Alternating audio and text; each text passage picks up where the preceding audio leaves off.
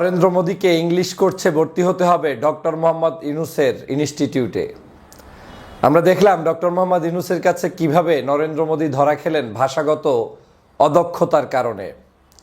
আমরা জানতাম যে ভারতের মানুষ সচরাচর আমাদের আশেপাশের বিভিন্ন দেশের তুলনায় মোদির পিছনে যে লোকটা বসে আছে ইঁদুরের মতো করে, সে কোনো কূটনৈতিক না, সে একজন দোভাষী। ডক্টর ইউনূসের সাথে কথা বলতে, ইংরেজিতে কথা বলতে মোদির দোভাষী প্রয়োজন হচ্ছে। ভারতের দুর্ভাগ্য, বাংলাদেশ এমন একটা সময় এমন একজন নেতা পেয়েছে যেই সময় ডক্টর মোহাম্মদ ইউনূসের সাথে মোদির বৈঠক হয়েছে। সেই বৈঠকে দেখা গিয়েছে মোদি ইংরেজিতে কথা বলতে না পারায় তার আরেকজন সহযোগীর প্রয়োজন হয়েছে, অর্থাৎ মোদি ইংরেজি পারে না, তিনি একজন অশিক্ষিত। তো এটা নিয়ে সামাজিক যোগাযোগের মাধ্যমে ব্যাপক আলোচনা শুরু হয়েছে যে মোদি আসলে একজন অযোগ্য ব্যক্তি এবং পক্ষান্তর ডক্টর ইউনূস একজন যোগ্য ব্যক্তি। তো মোদি ইংরেজি না পারা এবং তার দুভাষী লাগা নিয়ে গুরুত্বপূর্ণ আলোচনা করেছে তারেক ভাই এবং ডক্টর ফজল হক। তাদের আলোচনা শুনলে বুঝতে পারবেন আমরা বাংলাদেশিরা একজন যোগ্য প্রধানমন্ত্রী পেয়েছে এবং ভারতের উপমহাদেশের ভারতের এত বড় একটা দেশ, সেই দেশের প্রধানমন্ত্রী ইংরেজিতে কথা বলতে পারে না, কিন্তু আমাদের দেশটা ছোট দেশ, সেই দেশের প্রধানমন্ত্রী ইংরেজিতে কথা বলতে পারেন এবং তিনি আন্তর্জাতিক মানের একজন আমি বলবো যে নোবেল বিজয়ী। আলোচনা করে শুনি, এরপর আরো কিছু কথা বলবো। নরেন্দ্র মোদীকে ইংলিশ কোর্সে ভর্তি হতে হবে ডক্টর মোহাম্মদ ইউনূসের ইনস্টিটিউটে। আমরা দেখলাম ডক্টর মোহাম্মদ ইউনূসের কাছে কিভাবে নরেন্দ্র মোদী ধরা খেলেন ভাষাগত অদক্ষতার কারণে। আমরা জানতাম যে ভারতের মানুষ সচরাচর আমাদের আশেপাশের বিভিন্ন দেশের তুলনায় ইংলিশে ভালো পারদর্শী, কিন্তু আজকের নরেন্দ্র মোদীকে দেখলাম তিনি ডক্টর মোহাম্মদ ইউনূসের সামনে দোভাষী নিয়ে তারপরে তার ইংলিশ বুঝতে হয়েছে। এখান থেকেই পরিলক্ষিত হচ্ছে যে তাদের ইংরেজির আদতে কোন পর্যায়ে পৌঁছেছে, তাদের ইংরেজি দক্ষতা আসলে কেমন, সেটা এখন জনগণের কাছে স্পষ্ট হয়েছে। ডক্টর মোহাম্মদ ইউনূস যে আসলে কি জিনিস, কত বড় মাপের মানুষ এবং বাংলাদেশের জন্য তার মতো একজন ব্যক্তিত্ববান ব্যক্তি যে কত বড় নেয়ামত, সেটা আপনারা বুঝতে পারবেন তখনই যখন ইউনূস সাহেব বাংলাদেশ থেকে রাষ্ট্রীয় কর্মকাণ্ড থেকে বিদায় নেবেন, তখন আপনারা বুঝতে পারবেন। ডক্টর মোহাম্মদ ইউনূস বীর দর্পে, যার একটা নোট নাই, যার একটা তালিকা নাই, যার একটা কাগজ নাই, তিনি নিজের মতো করে সব ভাষা নিজেই নিজের মতো করে ব্যাখ্যা দিয়ে বিশ্লেষণ করছেন। আর সেই সময় পার্শ্ববর্তী বিশাল একটি পরাশক্তি খ্যাত ভারতের নরেন্দ্র মোদীকে দোভাষী রেখে তারপরে তার স্ক্রিপ্ট লিখে দিয়ে তার বক্তব্য ইংলিশগুলোকে বুঝানোর জন্য তাকে রাখতে হয়েছে। এর চেয়ে লজ্জার, এর চেয়ে অপমানের আর কিছুই নেই ভারতবর্ষের জন্য। বন্ধুরা আমার, আপনারা জানেন যে বাংলাদেশের ডক্টর মোহাম্মদ ইউনূস শুধু একজন নোবেল লরিয়েট নয়, তিনি একজন বিশ্ববিখ্যাত পণ্ডিত, একজন প্রফেসর, একজন ডক্টর। তিনি যখন বিভিন্ন জায়গায় যান তখন সকল মানুষ তাকে সম্মান করতে বাধ্য হন এবং পৃথিবীর সমগ্র জায়গায় ডক্টর মোহাম্মদ ইউনূসের এই নামটা থাকার কারণেই বাংলাদেশের বিরুদ্ধে যত অভিযোগ আছে, কোনো অভিযোগই আর কেউ তাকে হার মানাতে পারে না। সবাই ডক্টর ইউনূস প্রেমে মজে যান এবং ডক্টর ইউনূসকে সম্মান জানান। আপনারা জানেন বাংলাদেশের আর্থিক অবস্থা, সামাজিক অবস্থা, অর্থনৈতিক অবস্থা, রাজনৈতিক অবস্থা, আমি সব দিক বিবেচনা করলে আমরা এখনও ভারতের চাইতে অনেক দিক থেকে আগানো। বিশেষ করে সামাজিক স্ট্যাটাস যদি দেখেন, এদেশের মানুষ যে পরিমাণ এখনও ভদ্রভাবে টয়লেট ব্যবহার করতে জানে, সামাজিকভাবে চলাফেরা করতে জানে, তাদের জীবনযাপনের মান যেটা আছে সেটা কিন্তু পার্শ্ববর্তী দেশের নেই। কথিত নয়, বাস্তবতা হচ্ছে এই যে তাদের দেশের মানুষ ঠিকমতো এখন পর্যন্ত টয়লেট ব্যবহার করার নিয়মকানুনও কিন্তু জানে না। আর এই নরেন্দ্র মোদীকে দেখলে স্পষ্ট হয়েছে যে আসলে আমরা কতটা উচ্চতায় পৌঁছে গিয়েছি। আপনি চিন্তা করে দেখেন, কোথায় নরেন্দ্র মোদী, কোথায় ডক্টর মোহাম্মদ ইউনূস। বিশ্বের কাছে আজকে ডক্টর মোহাম্মদ ইউনূস কি সম্মানটা পাচ্ছেন, একজন প্রফেসর, একজন ডক্টর, একজন নোবেল লরিয়েট, একজন সুমিষ্ট ভাষী, একজন ভদ্র, একজন নম্র, একজন সভ্য, একজন জ্ঞানী, একজন পাণ্ডিত্য অর্জনকারী ব্যক্তি হচ্ছে ডক্টর মোহাম্মদ ইউনূস। আমার তো মনে হচ্ছে বর্তমান বিশ্বে খুব কম সংখ্যক রাষ্ট্রনায়ক এখন আছেন যারা ডক্টর মোহাম্মদ ইউনূসের আশেপাশে আসার যোগ্যতা রাখেন। আর আশেপাশের রাষ্ট্রগুলোর কথা তো বাদই দিলাম, আমাদের আশেপাশের যারা নেবর কান্ট্রি রয়েছেন তাদের সাথে তো আর ডক্টর মোহাম্মদ ইউনূসকে তুলনা করে ডক্টর মোহাম্মদ ইউনূসকে খাটো করা ছাড়া আর কিছুই হবে না। কারণ একজন চায়ের দোকানের বিক্রেতাকে কোনো অবস্থাতেই আপনার ডক্টর মোহাম্মদ ইউনূসের সাথে সামঞ্জস্যপূর্ণ রাখার কোনো মানি হয় না, এবং সেটার প্রমাণ আপনারা দুদিন আগেই দেখেছেন। বহু ধাম্বিতাম্বি তারা দেখিয়েছে, কিন্তু বাধ্য হয়ে আজকের কিন্তু ডক্টর মোহাম্মদ ইউনূসের কাছেই আসতে বাধ্য হচ্ছে, এবং ডক্টর মোহাম্মদ ইউনূসের কাছ থেকেই এখন তাদেরকে কথা শুনতে হবে। বাংলাদেশের রাজনীতি নিয়ে আর কোনো ধরনের উচ্চবাচ্য আলোচনা করার সুযোগ ভারতের হাতে নেই। সে পেরাকটা ডক্টর মোহাম্মদ ইউনূস চূড়ান্তভাবে মেরে দিয়েছেন। আমরা পররাষ্ট্রনীতিতে ওইটাই বিশ্বাস করি, আত্মমর্যাদার সম্মানের ভিত্তিতে, মর্যাদার ভিত্তিতে একে অপরের সাথে সম্পর্ক থাকাটা অস্বাভাবিক কিছু না। আমি ভারতের শত্রু নই, আমি ভারতকে অবশ্যই আমার মর্যাদা রক্ষা করে তার মর্যাদা যতটুকু দরকার সেটা আমি দিতে প্রস্তুত। কিন্তু গত 16 বছরে শেখ হাসিনা যেটা করেছে, বাংলাদেশকে বিক্রি করে দিয়েছে। বাংলাদেশ গিয়ে ওখানে বসে থাকতো, বাংলাদেশকে সেখানে খাটো করে দেখা হতো। বিশ্বের মানচিত্রে মনে হতো যেন আমরা ভারতের কাছে জিম্মি, ভারত আমাদেরকে চালাচ্ছে, এমন একটা মানসিকতা ছিল গত 16 বছর। কিন্তু ডক্টর মোহাম্মদ ইউনূস আসার পরে এখন হাঁটু ভাঁজ হয়ে গিয়েছে তাদের।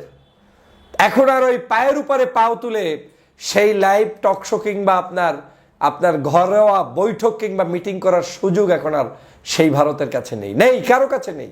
ইউনূস সাহেব প্রবেশ করবেন, তখন নরেন্দ্র মোদীর মানুষজন সবাই দাঁড়িয়ে আছে, নরেন্দ্র মোদী সহ সবাই দাঁড়িয়ে আছে। ইউনূস সাহেবকে কিন্তু সেখানে সম্মান করতে তারা বাধ্য হয়েছে। তাহলে কি দাঁড়ালো? সেটা হচ্ছে বাংলাদেশের সম্মান বাংলাদেশের জনগণ রক্ষা করছে। বাংলাদেশের জনগণ যেভাবে বাংলাদেশের সম্মান রক্ষা করতে চায়, তেমনিভাবে বিদেশি কূটনৈতিকরাও বিভিন্ন জায়গা থেকে তারাও এখন বাংলাদেশকে চিনতে শিখেছে। বিভিন্ন দেশ আজকের বাংলাদেশকে রিকগনাইজ করতে শিখেছে। আমরা সে কারণেই সবসময় বলি যে আগামীর এই বাংলাদেশকে আর কেউ দাবিয়ে রাখতে পারবে না। ডক্টর মোহাম্মদ ইউনূসকে আর দাবিয়ে রাখার সুযোগ নেই।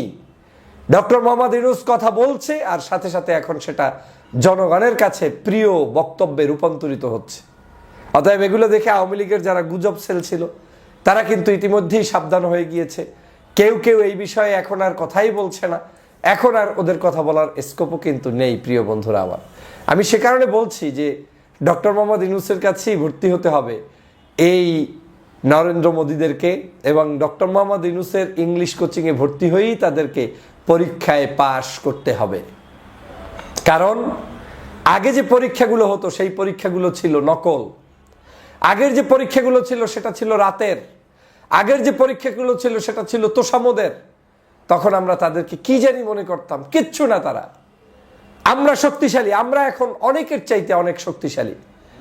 আমার এই বাংলাদেশে এখন ব্যবসায়ীরা আসবে, বিভিন্ন দেশ থেকে মানুষ আসবে, তারা এসে আমাদের কাছ থেকে বুদ্ধি নিয়ে যাবে, পরামর্শ নিয়ে যাবে, আমাদের দেশকে উন্নত করার জন্য তারাও তাদের জায়গা থেকে ইনভেস্ট করবে। এই রকম একটা দেশই তো আমরা চেয়েছিলাম, এবং সেরকম একটা দেশ বাংলাদেশ হতে যাচ্ছে, হয়েছে, এবং সেটা আগামী আরো কিছুদিন গেলে দেখতে পাবেন।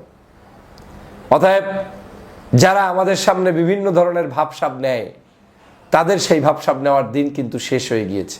আমি কারো যোগ্যতাকে খাটো করে দেখতে চাই না, কিন্তু এতটুকু আপনাকে স্বীকার করতে হবে, কোথায় ডক্টর মোহাম্মদ ইউনূস আর কোথায় তারা। একটাবার চিন্তা করে দেখেছেন ডক্টর মোহাম্মদ ইউনূস কি করে তাদেরকে ফাইল করে ফেললো? আপনারা তো সবাই ভাবছেন মোদী দেখা করবে না, মোদীর সাথে জীবনে সাক্ষাৎ হবে না। মোদীর সাথে সাক্ষাতের জন্য ডক্টর মোহাম্মদ ইউনূস উতলা হয়ে পড়েন নাই। মোদী আবার ইউনূসের সামনে এসে কুর্নিশ করে বসেছিল। এটাই হচ্ছে পররাষ্ট্রনীতি। আমরা এরকম একটি পররাষ্ট্রনীতি চাই, যেই পররাষ্ট্রনীতির মধ্য দিয়ে বাংলাদেশ এমন একটি সুন্দর রাষ্ট্রে পরিণত হবে যেটা আমরা স্বাধীনতার পর থেকে চেয়েছিলাম। আমার বিশ্বাস ইউনূস সাহেবের এই অবস্থানটাই প্রমাণ করবে আমার বাংলাদেশ কোন দিকে যাবে। গিয়েছে তো, ইতিমধ্যে অর্থনৈতিক অবস্থা দাঁড়িয়ে যাচ্ছে, রেমিটার যোদ্ধারা সাহায্য করছে, দেশের টাকা দেশে থাকছে। এবারে ঈদে ৩,০০০ কোটি টাকা শুধুমাত্র আমরা ভারতে দেইনি, শুধু এই দেশের বাজারে আপনি বাজার করেছেন বিদায় আমরা কিন্তু সেই টাকা দেশেই রাখতে পেরেছি। অতএব আমাদের ভয় নেই, আমাদেরকে শুধু সিদ্ধান্ত নিতে হবে, এবং কঠোর সিদ্ধান্তের আলোকেই আমাদের পথ পরিক্রম করতে হবে, তাহলেই আমরা সফল হব। এটা আমার আত্মবিশ্বাস। অতএব আপনাদেরকে সেই মোদির পিছনে যে লোকটা বসে আছে ইঁদুরের মতো করে, সে কোনো কূটনৈতিক না, সে একজন দোভাষী ডক্টর ইউনূসের সাথে কথা বলতে, ইংরেজিতে কথা বলতে মোদির দোভাষী প্রয়োজন হচ্ছে।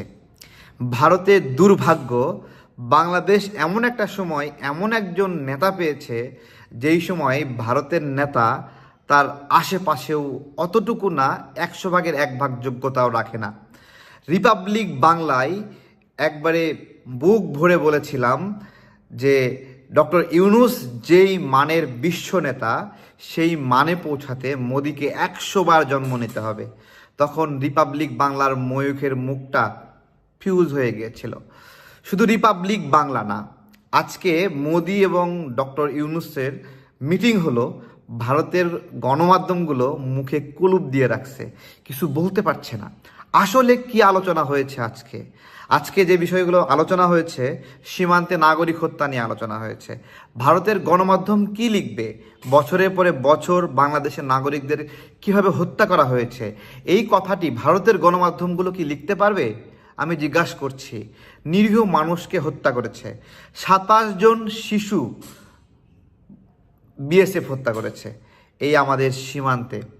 একজন শিশু, সেও কি বিএসএফকে প্রতিহত করতে গিয়েছিল, যে কারণে তাকে হত্যা করতে হলো?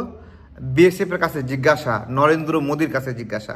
এই তথ্যগুলো আমরা বারবার প্রধান উপদেষ্টাকে দিচ্ছিলাম, মেইল করছিলাম, জানাচ্ছিলাম। আমাদের যখন মিটিং হচ্ছিল তখন পরিসংখ্যানগুলো তুলে ধরেছিলাম যে আমাদের গত 16 বছরে 1000-এর উপর বাংলাদেশি নাগরিক হত্যা হয়েছে, যার ডকুমেন্ট হয়েছে মাত্র 600-র মতো, বাকিগুলো আনডকুমেন্টেড।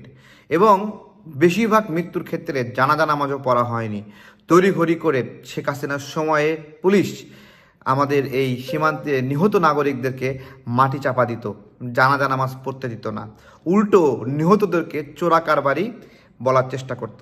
গতকাল বিএসএফ ভুল করে একজন ভারতীয় নাগরিককে গুলি করে হত্যা করেছে। কেমন লাগে? এভাবেই নিয়মিত বাংলাদেশের নাগরিকদেরকে তোমরা হত্যা করছো। নিজের দেশের মানুষ নিজেরাই মারলা। একবার বিবেচনা করো। সীমান্তে অপরাধ সংগঠিত হয় সারা বিশ্বেই। ভারতীয়রা অপরাধ করে, বাংলাদেশিরা অপরাধ করে। প্রত্যেকটা অপরাধের জন্য নির্দিষ্ট শাস্তি আছে, আইন আছে, আন্তর্জাতিক নিয়ম আছে। সেই নিয়ম অনুযায়ী বাংলাদেশের কেউ যদি কোনো ভুল করে, তার বিরুদ্ধে ব্যবস্থা নেওয়া হবে, ব্যবস্থা নেবে। কিন্তু এভাবে সীমান্তে পাখির মতো মানুষকে গুলি করে হত্যা কোনোভাবেই প্রশ্রয় দেওয়া যায় না। এছাড়া আলোচিত হয়েছে গঙ্গা পানি চুক্তির মেয়াদ শেষ হয়ে গেছে, সেই বিষয়ে আলোচনা হয়েছে, তিস্তা পানি চুক্তি বিষয়ে। আজকে একটা কথা ভারতীয়দেরকে জিজ্ঞাসা করি, এই যে নদীগুলোর উপরে তোমরা বাঁধ দিয়ে পানিগুলো আটকে দিয়েছো, নিচু দেশের দিকে পানি প্রবাহিত হবে, খুবই স্বাভাবিক। তোমরা যে পানিগুলো আটকায় দিয়ে সারা দেশ সারা বছর ধরে এই পানিগুলো সুবিধা নিলা, যখন পানিটা বেড়ে যাচ্ছে বর্ষাকালে, পানির লোড নিতে পারছে না, তখন এই পানিটা আমাদের উপরে কেন ঠেলে দিচ্ছ? নিজেদেরকে প্রশ্ন করো। আমরা যদি বর্ষার সময় অতিরিক্ত পানির কারণে ক্ষতির ভাগ নিতে পারি, তাহলে শুষ্ক মৌসুমে যেইটুকু পানি আছে সেটুকু পানির কেন ভাগ পাবো না? এই নদীগুলো ভারতে উৎপত্তি হয়েছে এরকম না, এগুলো আন্তর্জাতিক নদী। কমপক্ষে 3টি দেশ থেকে টাচ করেছে এই নদীগুলো। সেই নদীগুলোর পানির হিসাব চাচ্ছি, যেগুলোর উৎপত্তি স্থল ভারতও না। ভারতও ওই নদীগুলোর পানি ভোগ করছে, অন্য দেশ থেকে আসা পানি। সেই পানিগুলোর একটা অংশ, ধরেন 1 বালতি পানি ভারতের কাছে আছে, আন্তর্জাতিক নদীর পানি। ভারতেরও অধিকার আছে, আমাদেরও অধিকার আছে। 1 বালতি পানির মধ্যে 1 গ্লাস তো আমরা ভাগ পেতে পারি। আমরা নিচু দেশে যারা আমরা ক্ষতি বহন করি, ক্ষতির ভাগ বহন করি, 1 গ্লাস পানি তো পেতে পারি। এই বিষয়গুলো ভারতীয়রা বোঝে না। এই না বোঝার কারণে আমাদের দূরত্ব। ভারতের নাগরিক, ভারতের রাজনৈতিক ব্যক্তিবর্গ, সরকারি দল, বিরোধী দল কখনো কেউই আমাদের এই বিষয়গুলোতে সহযোগিতা করেনি, সমর্থন করেনি। আমরা বলে যাচ্ছি। যে কারণে আমরা এই প্রশ্ন তুলেছি, ভারত আমাদের বন্ধু কিনা আমাদের আরেকবার বিবেচনা করতে হবে। আমরা তো দেখি ভারতের রাজনৈতিক দলগুলোর মধ্যে সরকারি দল, বিরোধী দল সমানভাবে বাংলাদেশের বিরোধিতা করে। বাংলাদেশের অস্তিত্ব তাদের জন্য অস্বস্তির এইরকম একটা ভাব করে। আমিও আপনাদেরকে বলছি, ভারতের যে ভৌগোলিক কাঠামো সেটা যেরকম বাংলাদেশের জন্য অস্বস্তি, বাংলাদেশের ভৌগোলিক কাঠামো ভারতের জন্য অস্বস্তি। এটা আপনারা মনে রাখবেন। প্রত্যেকটা জায়গায় আপনারা যেরকম আমাদের উপর নির্ভরশীল, আমরাও আপনাদের উপর নির্ভরশীল। কিন্তু যেই নিপীড়নটা করছেন সেই নিপীড়ন আর করতে পারবেন না, কারণ আমাদের সাথে আছে বিশ্বমানের একজন নেতা। আমরা আর পিছনে ফিরে তাকাবো না, শুধুই সামনে যাব। অনেকগুলো বিষয়ে আমরা অগ্রগতির সামনে আছি। আমি আপনাদেরকে বলছি, রোহিঙ্গা বিষয়ে আপনারা যে যে ষড়যন্ত্র করেছেন সব কিছু ছিন্ন করা হবে। ডক্টর ইউনূস স্যারের সহযোগিতায় আমরা সকল রাজনৈতিক দল মিলে এই সহযোগিতা করব। যতদিন উনি দায়িত্বে আছেন আমরা সর্বোচ্চভাবে শক্তি দিয়ে সহযোগিতা করব। এবং বাংলাদেশের নাগরিকরা এতদিন পরে ভাবছে তাদের মনের মতো একজন ব্যক্তিকে নেতা হিসেবে পেয়েছে। আজকে জাস্ট মোদি এবং ডক্টর ইউনূসের যোগ্যতার কাঠামো দেখেন। মোদিকে একজন দোভাষী নিয়ে ডক্টর ইউনূসের পাশে কথা বলতে হচ্ছে। স্বাধীনভাবে ইংরেজিতে সে নিজের মনের ভাবটা প্রকাশ করতে পারছে না। এটাই হলো মোদি এবং ডক্টর ইউনূসের পার্থক্য। আসসালামু আলাইকুম। অবশেষে নরেন্দ্র মোদী বাধ্য হলেন ডক্টর মোহাম্মদ ইউনূসকে কাছে টানতে, ডক্টর মোহাম্মদ ইউনূসের সাথে বৈঠক করতে। বাংলাদেশের বিভিন্ন মিডিয়া সহ দেশি বিদেশি সমস্ত জায়গায় আপনারা দেখেছেন গতকালকের একটি আলোচনার বিষয় ছিল নরেন্দ্র মোদী ডক্টর মোহাম্মদ ইউনূসকে দাঁড়িয়ে সম্মান জানাচ্ছেন। তার যারা সঙ্গপঙ্গ রয়েছেন সবাই এক বাক্যে নরেন্দ্র মোদী সহ সবাই ডক্টর মোহাম্মদ ইউনূসের জন্য দাঁড়িয়ে অপেক্ষা করছেন। এবং ডক্টর মোহাম্মদ ইউনূস যখন প্রবেশ করছেন তখন সবাই তাকে সম্মান জানিয়ে তারপরে নরেন্দ্র মোদী তার সাথে হ্যান্ডশেক করে তারপরে বসেছেন। আপনারা দেখেছেন যে নরেন্দ্র মোদী গত পরশুদিন সম্ভবত আপনারা দেখেছেন একটি ছবিতে যে তারা ডিনার করতেছিলেন, সেই ডিনারের ছবিটি প্রকাশ পেয়েছে। সেখানে দেখা গিয়েছে যে নরেন্দ্র মোদীর আসলে মন ভালো নেই। একদিকে যেমন তার মন ভালো নেই, অন্যদিকে প্রফেসর ডক্টর মোহাম্মদ ইউনূস যে সকলের চাইতে সেরা তার একটি নজিরও আমরা সেখান থেকে দেখতে পেয়েছি। কি সেই নজিরটি? ডক্টর মোহাম্মদ ইউনূস যখন ইংলিশে কথা বলছেন তখন তিনি নির্দ্বিধায় অনর্গল, তার কোনো দোভাষী ছাড়া তিনি তার মতো করে কথা বলে যাচ্ছেন, কথা বলেছেন, আলোচনা করেছেন, স্মার্টলি সব কিছু হ্যান্ডেল করেছেন। কিন্তু নরেন্দ্র মোদীকে দোভাষী পিছনে রেখেই কিন্তু তার সেই ইংলিশগুলোকে ট্রান্সলেট করে তারপরে কথা বলতে হয়েছে। ডক্টর মোহাম্মদ ইউনূস যে বাংলাদেশের জন্য কত বড় একটি নেয়ামত, কত বড় একটি ভাগ্যবান আমরা, সেটা আজ আস্তে আস্তে ধীরে ধীরে আমরা কিন্তু অনুভব করতে পারছি। আমি শুরু থেকেই বলেছিলাম যে ডক্টর মোহাম্মদ ইউনূস না থাকলে এই গভর্নমেন্ট এতদিন টিকে থাকতে পারতো না। এবং যে পরিমাণ ষড়যন্ত্র পার্শ্ববর্তী দেশ থেকে করা হয়েছে, এই ষড়যন্ত্রের কারণেই আমাদেরকে ভেস্তে যেতে হতো, কারণ এই জনগণের বিরুদ্ধে প্রতিনিয়তই তারা ষড়যন্ত্র চলমান রেখেছে। কিন্তু আমরা থাইল্যান্ডের এই বৈঠকের পরে এখন মনে করতে পারি যে ভারত, পার্শ্ববর্তী দেশ এবং দেশের প্রধানমন্ত্রী নরেন্দ্র মোদী এখন বাংলাদেশের ব্যাপারে ভিন্ন কোনো চিন্তা করছে। তারা এখন বাধ্য হচ্ছে ডক্টর মোহাম্মদ ইউনূসের সাথে কথা বলতে, বাংলাদেশকে নিয়ে আবার নতুন করে সেই কৌশলগত দিকে তারা আগাতে চাচ্ছে। আপনারা জানেন ভারত সবসময় আমাদের এই বাংলাদেশের ক্ষেত্রে আওয়ামী লীগকে পুনর্বাসন করা, শেখ হাসিনাকে পুনর্বাসন করা, আওয়ামী লীগের অধীনেই বাংলাদেশটাকে পরিচালিত করা, এটা একটা তাদের চিরাচরিত অভ্যাস এবং এখনও তারা সেটা কল্পনা করেন। কিন্তু ডক্টর মোহাম্মদ ইউনূসের পরিকল্পনার সামনে তারা আজকের নতুনভাবে এমনভাবে ধরাশায়ী হচ্ছে যেটা আমাদের বাংলাদেশের কূটনীতিতে এক বিরল দৃষ্টান্ত হয়ে থাকবে। আপনারা জানেন যখন চীন সফর করেছে ডক্টর মোহাম্মদ ইউনূস তখনই কিন্তু ভারতের মাথা গরম হওয়া শুরু হয়ে গিয়েছে। চীন সফরকে কেন্দ্র করে বেশ কয়েকদিন বাংলাদেশ বেশ উত্তেজনাকর অবস্থায় ছিল। এদিকে সেদিকে মারামারি, কাটাকাটি, বিভিন্ন ধরনের অনৈতিকতা, আপনার প্রশাসনিক দুর্বলতা, কেমন জানি একটা অস্থির স্বভাবের সমস্ত দেশের মধ্যে গুজব রটানো হচ্ছে। মোদি আপনার কি বলে শেখ হাসিনা আসবে আর বাংলাদেশ থেকে পালিয়ে যাবে ডক্টর ইউনূস, জরুরি অবস্থা ঘোষণা, সেনাবাহিনীকে নিয়ে বিতর্কিত মন্তব্য, বিভিন্ন কারণে বাংলাদেশে মনে হচ্ছিল যেন কি জানি কি ঘটে যায়।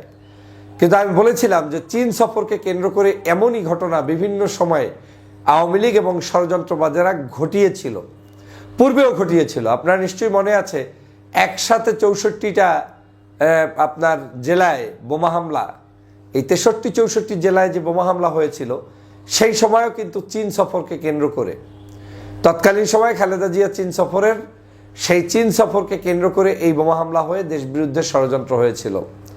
তারপরে আপনারা জানেন এই শেখ হাসিনা কিন্তু চীন সফর করে এসে বিদায় নিতে হয়েছে, তিনি কিন্তু সেখান থেকে ভালো কোনো ফল নিয়ে আসতে পারেন নাই বাংলাদেশের জনগণের জন্য।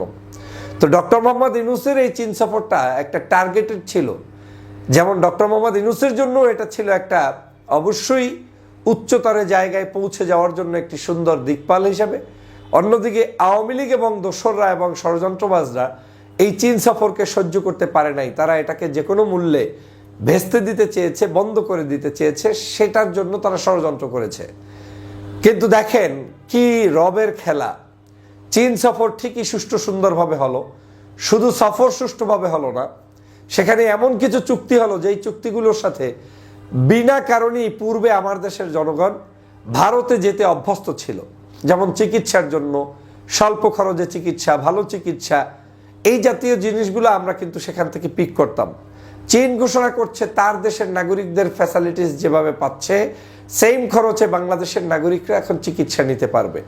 শুধু তাই না, চীন থেকে বিশেষায়িত হাসপাতাল নির্মাণ করা হবে বাংলাদেশে, যেখানে বাংলাদেশের জনগণ আর বাহিরে না গিয়েও চিকিৎসা ব্যবস্থার সুবিধা নিতে পারবে। এই বিষয়গুলো কিন্তু এখন জনতার সামনে চলে এসেছে। ভারত কিন্তু চাপা মানে তাদের যে ক্ষোভ, এই ক্ষোভ আরো এখন নতুন করে মানে ক্ষোভ তো দেখাতে আর পারছে না, নতুন করে জ্বলে পুড়ে ছারখার হয়ে যাচ্ছে। অন্যদিকে দেখেন 1 লক্ষ লোক নিয়ে ডক্টর মোহাম্মদ ইউনূস তিনি ইফতার মাহফিল করলেন সকল আপনার বাংলাদেশের এই যে রোহিঙ্গা যারা অবস্থান করছেন তাদেরকে নিয়ে, এবং তাদেরকে সেখানে গিয়ে তিনি যে অভয় বাণী শোনালেন, যে বক্তব্য দিলেন, ইতিহাসের পাতায় নতুন করে আবার তিনি নোবেল পাওয়ার মতো বক্তব্য দিয়েছেন। এবং আপনারা নিশ্চিত থাকেন ডক্টর মোহাম্মদ ইউনূস হয়তো তার জীবদ্দশায় আবারও নোবেল পুরস্কার পেতে পারেন, এবং সেরকম কাজই তিনি সংগঠিত করছেন, এবং সেরকম একজন ব্যক্তিত্বই আসলে ডক্টর মোহাম্মদ ইউনূস। ডক্টর মোহাম্মদ ইউনূস সেই 1 লক্ষ লোকের সামনে বলে এসেছিলেন যে আপনারা আগামী ঈদে, এই ঈদে তো আর সম্ভব নয়, আগামী ঈদে আপনারা আপনাদের নিজ বাড়িতে গিয়ে আপনারা ঈদ করতে পারবেন, কবর জিয়ারত করতে পারবেন, রোজা রাখতে পারবেন। এই যে একটা অভয়, এবং সেই ঘোষণার পরই ইতিমধ্যেই মিয়ানমার সম্মত হয়েছে প্রায় 1,80,000 বা কম বেশি তিনি এখন বাছাইকৃত লোকদেরকে তারা নিয়ে যাবেন মিয়ানমারে নেওয়ার জন্য সম্মত হয়েছেন। বাংলাদেশে গত 16 বছরে আওয়ামী লীগের এই আমলে এরকম একটা চুক্তি, এরকম একটা বাস্তবায়ন রূপান্তর কেউ করতে পেরেছে, দেখাতে পেরেছে? পারে নাই। শুধু মুখের ভুলি দিয়ে, মুখের আওয়াজ দিয়ে জনগণকে ভুলভাল বুঝিয়ে রাখা হতো, আর সেই সময়ও এই মানুষগুলোকে এখানে স্থান দিয়ে তখন টার্গেট ছিল যে যে কোনো মূল্যে কোনো একটা নোবেল জয়ী হওয়া যায় কিনা। আসলে পরিকল্পনা করলেই নোবেল জয়ী হওয়া যায় না। নোবেল জয়ী হতে হলে নিজের মনের ভিতরের সেই অবস্থানটাও থাকতে হয় নোবেল জয়ী হওয়ার মতো মানের। আপনি যেই নেতাকে টুস করে ছেড়ে দিয়ে পদ্মা সেতু থেকে মেরে ফেলবেন, সেই নেতার মুখ থেকে আপনার বিরুদ্ধে একটা শব্দচয়ন হয় নাই যে আপনাকে টুস করে ফেলে দিবে, ছেড়ে দিবে। যাই হোক বন্ধুরা, আমার আজকের এই সকল সামগ্রিক কারণে এখন নরেন্দ্র মোদী বাধ্য হচ্ছে যে আজকের এই বাংলাদেশের সাথে সম্পর্ক আবার কিভাবে উন্নতি করা যায়, কিভাবে তারা আমাদের কাছাকাছি আসতে পারে, তার একটা নজির তিনি স্থাপন করতে চান। এবং সেই নজির স্থাপনের কারণেই গত এই যে 2 দিন আগের থেকে ডক্টর মোহাম্মদ ইউনূসের সাথে তাদের যে ওঠা বসা সেটা পরিলক্ষিত হচ্ছে। এবং ডক্টর মোহাম্মদ ইউনূসকে তারা যেভাবে এখন সম্মান করার জন্য একেবারে বিদিক হয়ে যাচ্ছে, এটা প্রমাণ করে যে তারা ভুল বুঝতে পারছে। বাংলাদেশকে নিয়ে যারা ষড়যন্ত্র করছেন, ভারতের সাথে দাদাগারি করে যারা ইউনূসকে সরাবেন বলে ভাবছেন, কোনোদিন সম্ভব নয়। ডক্টর মোহাম্মদ ইউনূস যতদিন থাকার ততদিন থাকবে, তবে তিনি একটি সম্মানজনক অবস্থানেই থাকবে। তিনি কখনোই জোর করে ক্ষমতায় থাকবে না। আমার তো বিশ্বাস তিনি জুনের মধ্যে নির্বাচন চেয়েছেন, তিনি জুনের মধ্যেই নির্বাচন করে বিদায় নেবেন। ডিসেম্বর থেকে জুন এই শব্দটা শুরু থেকে তিনি বলেছেন, এখনো বলছেন। কিন্তু এই ডক্টর মোহাম্মদ ইউনূস আজকের বিশ্বের কাছে একজন সম্মানের পাত্রে পরিণত হয়েছে, এবং বিশ্ব তাকে এখন সম্মান দেয়। দেখেন তারা যে অর্গানাইজেশন নিয়ে আজকের সেখানে সব অনুষ্ঠান করেছে, সেখানে বিভিন্ন দেশের প্রধানরা উপস্থিত থেকেছে, সেখানেও ডক্টর মোহাম্মদ ইউনূসের সম্মানটা আপনারা একটু তাকিয়ে দেখেন।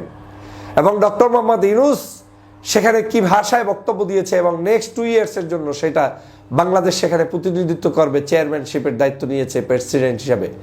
তো সেই জায়গায় আজকের ডক্টর মোহাম্মদ ইউনূস এভাবে করে প্রত্যেকটি জায়গায় কিন্তু আমাদেরকে মুখ উজ্জ্বল করছে, দেশের মানুষের মুখ উজ্জ্বল করছে। ভারত ধীরে ধীরে পরাস্ত হবে এবং পরাস্ত হচ্ছে, এবং তাদের পরাস্ত হওয়ার কয়েকটা নমুনা কিন্তু আমরা ইতিমধ্যেই লক্ষ্য করেছি। তারা দাঁড়িয়ে থেকে ডক্টর মোহাম্মদ ইউনূসকে রিসিভ করা, তারা দাঁড়িয়ে থেকে ডক্টর মোহাম্মদ ইউনূসকে সম্মান জানানো, ইউনূসের সাথে বৈঠক করার জন্য বেদিক হয়ে যাওয়া।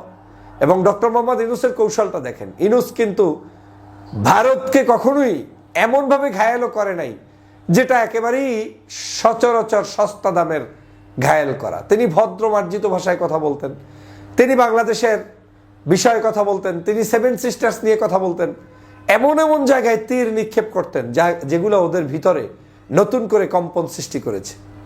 তিনি বলেছে বাংলাদেশ শান্ত না থাকলে 7 সিস্টার্স শান্ত থাকবে না। এই একটা শব্দ কিন্তু তাদেরকে আজকের ঘুম ভাঙিয়ে দিয়েছে।